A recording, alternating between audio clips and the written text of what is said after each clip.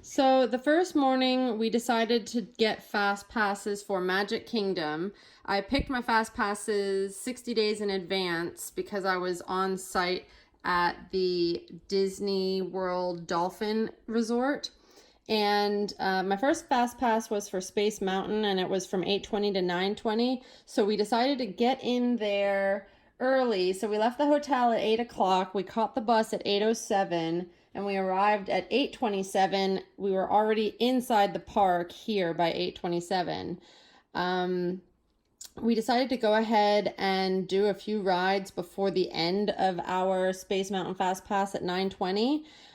So we did Peter Pan's flight first, which was through the castle and to the left. And usually it's a pretty high wait, but we ended up getting it at a 10-minute wait. So it was a really good time to do it that early in the morning. We were still within early magic hours, which was very helpful as well. So the park hadn't really opened yet. And then we went across the way to It's a Small World, which was only a 5-minute wait. They were actually sending boats through empty. So it was really, really slow at that time of the morning. And then we decided to go ahead and do our Space Mountain Fast Pass. And that was probably just after 9 o'clock, which was all the way over here. We walked this way, came around here. We managed to see a lot of Tron roller coaster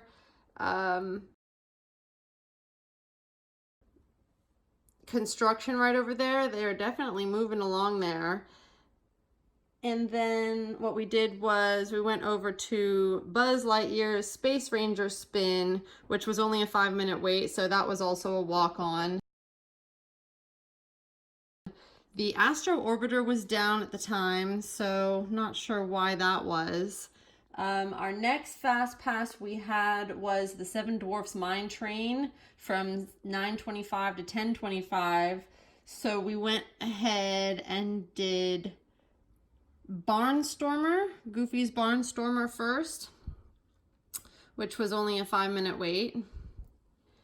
And then walk over and around to the Seven Dwarfs Mine Train. As you can see right now, it's 3 o'clock in the afternoon on a weekend, and it's a pretty high wait. When we went, it was 9:45, and it was already at a 50-minute wait. So the park had only opened for 45 minutes, and that was already so high of a wait. We went and did the Under the Sea journey with the Little Mermaid, so we went around this way. And that was only a 5-minute wait, which meant it was a walk-on. I've never done that ride.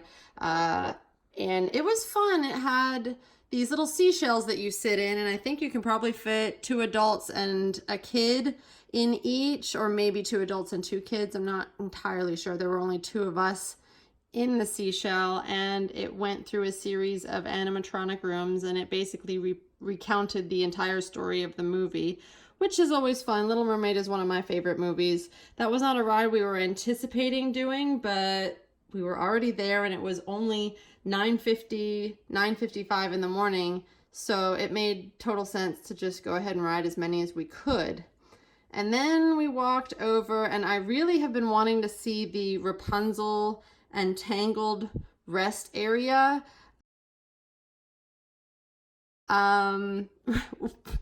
It was really cute. I know it was kind of a weird thing to say, oh, I want to go see these bathrooms, but everyone says that they are so well themed inside and out, and they really were. So if you have a few minutes and you just need a seat, this is a really calm, relaxing area. It has a great soundtrack playing in the background. The restrooms are very, very clean.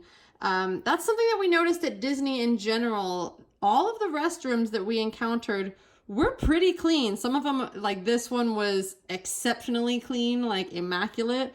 Other ones are just sort of normal outdoor theme park restrooms that are sort of cleaner than normal, I guess you could say. I noticed that Disney's restrooms were a little bit cleaner than Universal's, so a little bit of a comparison there. Then we went to Haunted Mansion, And my next fast pass was Splash Mountain.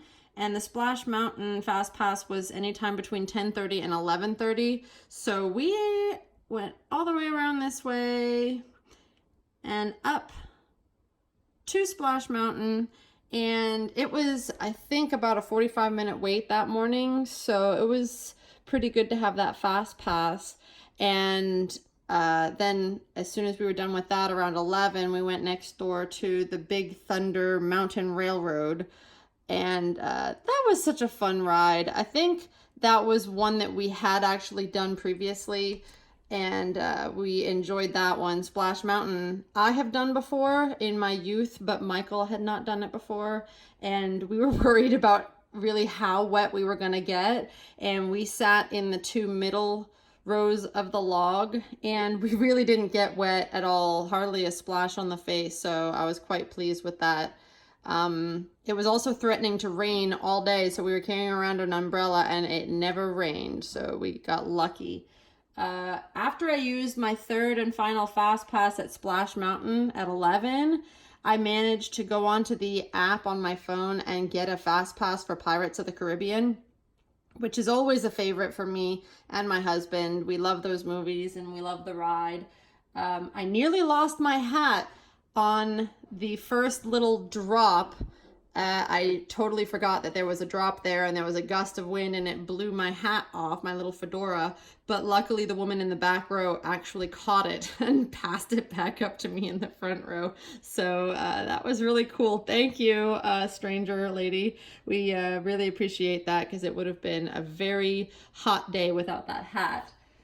After we were done with Pirates of the Caribbean, we went over to, it was probably about 11:30, 11:40 at this time, so we knew we were gonna start heading for lunch somewhere, but we grabbed a little snack from Aloha Isle first. We have not had a Dole Whip before, so my husband wanted to go with the raspberry and pineapple swirl, and we got it as a float, which you can see in a picture there. It had pineapple juice poured into the cup with the ice cream. So that was really delicious, as you can possibly imagine. It was very refreshing. And then we headed out this way past the Swiss Family Treehouse, because we knew we were getting ready to leave the park. And what we did was we took the monorail over. We asked the monorail attendant there how is the best way to get to a Lyft or Uber, because they do not allow Lyfts or Ubers to come here. You have to go all the way out to the transportation center, which is, I want to say out here somewhere. I may be incorrect in that, or maybe even out here somewhere. Clearly we did not want to do that. So what we did was we just took a monorail over to the Contemporary, and we ordered a Lyft from my app from there, and that was what took us over to Disney Springs. It was probably about a 15-minute drive. It was a very good experience. The guy was really nice. If you've ever done the Lyft or the Uber on property, they're everywhere. It's tons of cars on the app to choose from all the time. So we ended up going boop, boop, boop, boop, all the way over to Disney Springs right here. And the cool thing about Disney Springs, if you haven't been, it is free to go. It's not like one of the parks. You do not need a ticket. It is bars and restaurants and shops, really high-end shops. So, you might want to have to watch your budget a little bit there. But we really wanted to go and try the Boathouse restaurant, which I've never been to before. And if I swap it over to dining here, was this it? Yep, there's the Boathouse. So the guy dropped us off somewhere around here, and we just walked, where were we? Yeah, he dropped us off right here, and we walked across this bridge, and there we were, which was very, very convenient. And we have actually been to the Paddlefish 2 years ago for our anniversary dinner, and we went again this time around, and it was amazing. It was really good food, but the Boathouse was great for lunch. I had the lobster roll, which you can see a picture of,